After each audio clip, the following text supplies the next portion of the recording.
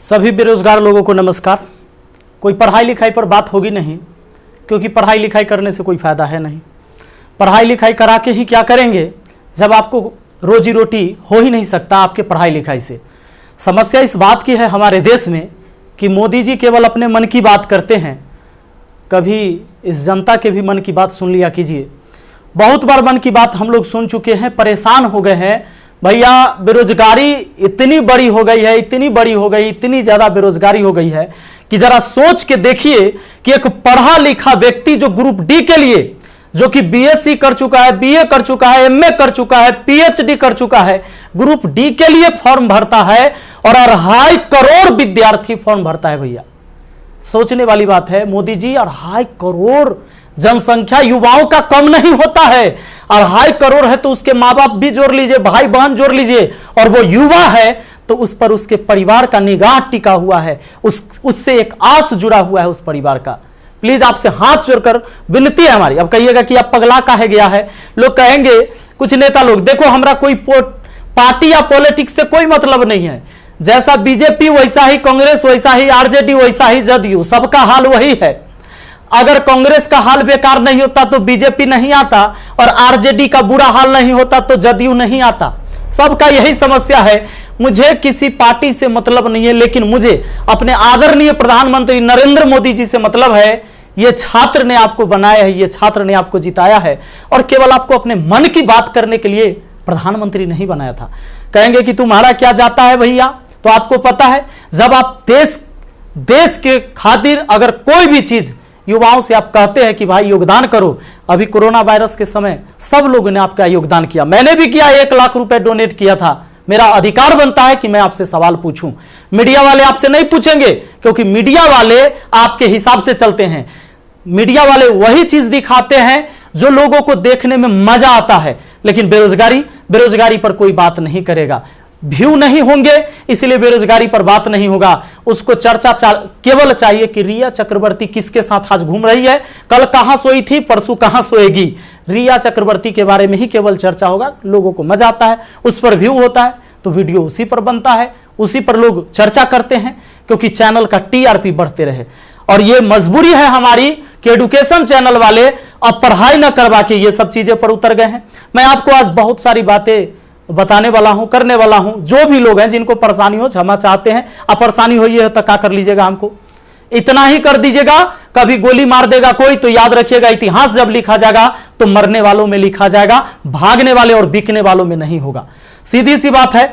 अब ये बेरोजगारी की आलम यह है भैया कि अब आपको बता देते हैं, पढ़े लिखे लोग 2.5 करोड़ स्टूडेंट जो रेलवे का फॉर्म भरता है, जिसमें 500 रुपए सरकार लेती है। इस तरह से टोटल 12.5 अरब होता है रुपया, यानी कि 12 अरब 50 करोड़। बात समझ में आ रहा है? हमें समझ में आ रहा है। चूंकि मैथ का मैं टीचर हूं तो मुझे समझ में आता है। हमारा गांव में 5 रुपए ब्याज चलता है मोदी जी, 5 रुपए सैकड़ा महीना का ब्याज चलता है। 3 रुपए मान लेते हैं कि मोटा रकम है तो 3 रुपए। अब 3 रुपए से हमने निकाला 3% से महीना का, चूंकि महीना में ब्याज चलता है गांव में, तो इस तरह से 12 महीना में 36% हुआ, 2 साल में 72% हुआ, और ये 12.5 अरब का जो ब्याज हुआ वो 9 अरब हुआ। 2 साल आप लटका दिए रेलवे वाला फॉर्म भरवा के लड़का सबको 500 रुपया लेके। अब आप कहिएगा कि एग्जाम के बाद तो हम पैसा लौटा देते हैं, लेकिन बात यहां यह है कि पैसा तो आप लौटा दीजिएगा, 100 रुपया रख लीजिएगा, 400 लौटा दीजिएगा, लेकिन 2 साल में आपने बिजनेस कर लिया है 9 अरब का। भैया बहुत होता है 9 अरब, कोई साधारण बात नहीं है। अब देख लीजिए, आप कहेंगे कि इतना बकर बकर कर रहे हैं, भाई गरीब आदमी है। जब मेरे अकाउंट में केवल 1,23,000 रुपया था ना, तो 1 लाख रुपए हम पीएम केयर फंड में दिए थे। काहे जानते हैं? कि कोरोना से लड़ाई लड़िएगा ना, तो कोरोना से लड़ाई लड़िएगा तो देश हित में ही पैसा जाएगा। इस पैसा से जब वैक्सीन बन के आएगा, या हमारे साइंटिस्ट लोग जब इस पर रिसर्च करेंगे वैक्सीन पर, तो खर्च लगेगा। तो आदमी किसके पास जो औकात था, 1 रुपया, 11 रुपया, 100 रुपया, 50 रुपया, 1 करोड़, 500 करोड़, 1000 करोड़ लोगों ने योगदान दिया, जिनसे जो हो सका। पूरा देश आपके साथ खड़ा था, आपके साथ खड़ा था, और याद रखिएगा कि ये युवा बेरोजगार रहेगा तो आपके विरुद्ध खड़ा होगा, भैया तख्ता पलट जाएगा। ये बात पक्का सुन लीजिए, कहा कि आज हम दिल से बात कर रहे, दिल से बात किए थे तब ना मदद किए थे। अब देख लीजिए 30 मार्च को मैंने योगदान दिया था 1 करोड़ रुपए, हमारा तब पागलपन चढ़ल था। हम तो अपन गलती का पश्चाताप जूता से मार के करते हैं, लेकिन याद रखिएगा कि जूता उस नेता को भी पड़ेगा जो वोट मांगने आएगा हमारे यहां। याद रखिएगा, ये पूरा देश में अब बवाल होने वाला है। अगर सही टाइम से एग्जाम नहीं लीजिएगा, युवाओं को रोजगार नहीं मिलेगा, तब आपके मन की बात नहीं होगी हमेशा, ये जनता के भी मन की बात होनी चाहिए। यहां पर आप नहीं, आपको पता चले तो जिन लोगों को बुरा लगता होगा सर्च कर लीजिएगा, प्रधानमंत्री राहत कोष में 1 लाख रुपए का योगदान दिया। मैथ मस्ती लिखिएगा, ये लाइन लिखिएगा, मैथ मस्ती लिखिएगा, जरूर आ जाएगा, आपको पता चल जाएगा। हमारा घर भी करकट का है और फिर भी अकाउंट में 1,23,000 था, 1 लाख रुपया डोनेट किए थे ताकि हमारे देश में खुशहाली आए और इस कोरोना वायरस से हमारा देश लड़े। ए भाई, वो बच्चा के पैसा दिया हुआ है, जो हम पढ़ाते हैं ना, वो वीडियो देखता है ना, वो व्यू होता है, उसे पैसा आता है, वो पैसा हम आपको दिए थे। पाप लगेगा ना, तो तनी ध्यान दीजिए यहां पर। ये देखिए, कहते हैं कथी कि स्थानीय खिलौने बनाकर आत्मनिर्भर भारत बनाइए। खिलौना तो हम बनल है, जैसे मन होता है आप खेल रहे हैं, जो आप कह रहे हैं लोग वही कर रहा है। अब हम कौन खिलौना बने? खिलौना तो जनता बन चुका है आप लोगों का। ये हमारे मोदी जी थे, ये हमारे नीतीश बाबू हैं। इनका चाल सुनिएगा, इनका चाल क्या है। अभी जब चुनाव आने वाला है तो बिहार पुलिस के बहाली निकाल देंगे, बिहार पुलिस के बहाली निकाल देंगे तो भारी संख्या में एग्जाम को करवा लेंगे, रिजल्ट नहीं देंगे। अब एग्जाम दे के लड़का फसल है कि अगर नीतीश जी नहीं आते हैं तो फिर आगे रिजल्ट नहीं आएगा, कोई ना कोई बवाल। चूंकि बिहार में कोई एग्जाम जो है ये ना है कि साफ सुथरा से हो। आप देख रहे हैं बिहार एसएससी का एग्जाम कितना साल में हुआ है, आदमी बूढ़ा गया, जवानी में दिया था एग्जाम और रिजल्ट आते थे बूढ़ा जाएगा।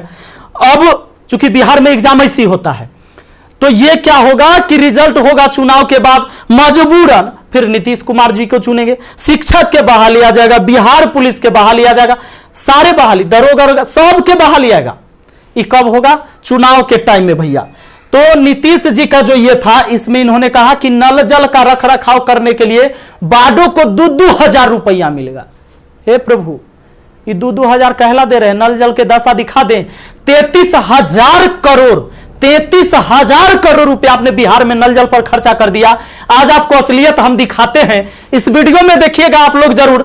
इस वीडियो को इतना शेयर करिएगा कि मुख्यमंत्री से लेकर प्रधानमंत्री तक पहुंचना चाहिए, बिल्कुल पहुंचना चाहिए कि हमारे जहां से हम हैं वहां की स्थिति आपको दिखा देते हैं कि नल जल का स्थिति क्या है। बेरोजगारी तो भैया आपने ऐसी पहुंचा दिया है यहां पर कि लोग अब कुछ करने लायक नहीं है। आप अगर आत्मनिर्भर बनाना था, खिलौना बनाना ही था, ये कहेला पढ़वा रहे, शुरू से खिलौने बनवाते।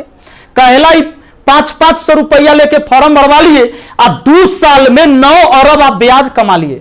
प्रभु क्षमा कीजिए, प्रभु इस पर कोई उपाय कीजिए, वरना आपकी तख्ता पलट जाएगी। और सारे विद्यार्थी, जितने भी छात्र हैं, मैं आप सबसे अपील करता हूं, इस वीडियो को शेयर करिए, जितना ज्यादा शेयर हो। और सारे एजुकेशन चैनल वाले जितने भी, चूंकि आपके मीडिया नहीं दिखाएगा, विद्यार्थी का दर्द कोई नहीं समझ पा रहा है, वो वही चीज दिखाएगा जो सरकार चाहती है। हमारे सारे भाई बंधु जितने भी वाईफाई स्टडी एग्जामपुर है, अभिनव शर्मा है, राकेश यादव सर है, जितने भी लोग हैं जो भी वीडियो बना रहे हैं बहुत अच्छा कर रहे हैं, सभी को हाथ जोड़कर तहे दिल से मैं धन्यवाद देना चाहूंगा। क्योंकि ये विद्यार्थी जो बेरोजगार है ना, उसी के वजह से हमारा रोजगार है, यही बात सच्चाई है। और इसीलिए हम इनके लिए लड़ेंगे, चाहे जो हो जाए। धरना प्रदर्शन होगा, पूरे देश में धरना प्रदर्शन होगा। और जहां ये 2.5 करोड़ विद्यार्थी सड़क पर उतर गया तो सुन लीजिए, ये बिहार से लेकर दिल्ली तक हिलेगा, ये बात निश्चित है। एक साथ हम हैं, सबके साथ हैं। सारे छात्र आंदोलन करने के लिए तैयार रहिए।